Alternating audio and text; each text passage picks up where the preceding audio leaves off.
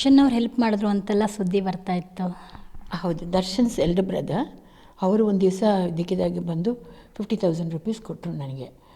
ಅಯ್ಯೋ ಸರ್, ಇದನ್ನು ಅಮ್ಮ ನೀವು ಇಟ್ಕೊಳ್ಳಿ, ನಮ್ಮ ಬ್ರದರ್ ಕೊಡೋಕ್ಕೆ ಹೇಳಿದರು ಅಂತ. ಅಯ್ಯೋ ತಗೊಳ್ಳೋದಾ, ಇದು ಏನಪ್ಪ ಇದು, for the first time someone is coming and giving me money. ಅಲ್ಲಿವರೆಗೂ ನಾನು ಕೆಲಸ ಮಾಡ್ತೀನಿ, ಅದಕ್ಕೆ ದುಡ್ಡು ಕೊಡ್ತಾರೆ. ಇದು ಏನಿಲ್ಲ ಅಂತ ಅವರು ಬಂದು ಕೊಡ್ತಾರಲ್ಲ, ಇದನ್ನು ತಗೊಳ್ಳೋದಾ ಬೇಡವಾ, ಅಯ್ಯೋ ಇದೇನಿದು ಅಂತ. ಅವ್ರು ಹೇಳಿದ್ರು, ಇಲ್ಲಲ್ಲ ನನ್ನ ತಮ್ಮ ಹೇಳ್ದ, ನೀವು ದಯವಿಟ್ಟು ತಗೊಳ್ಳಿಮ್ಮ ನೀವು.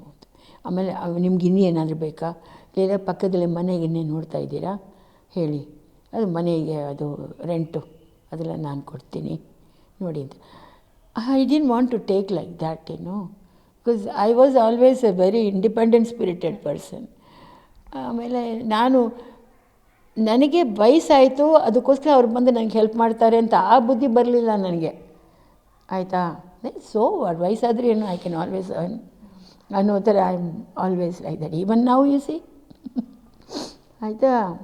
ಸೊ ಹಾಗೆ ಅಂತ ಅವರು ಪಾಪ ಅವ್ರು ಬಂದು ಕೊಟ್ಬಿಟ್ಟು ಹೋದರು. ನಾನೇ ಹೇಳ್ದಿಲ್ಲ, ಸರ್ ನಾನು ಆ ಥರ ಸಿಚುವೇಶನ್ ಇದ್ದರೆ ನಾನು ಹೇಳ್ತೀನಿ, thank you so much for this ಅಂತ ಹೇಳಿದೆ. ಅವರು ಬಂದು ಅವರು ನನಗೆ ಹೆಲ್ಪ್ ಮಾಡಿದರು.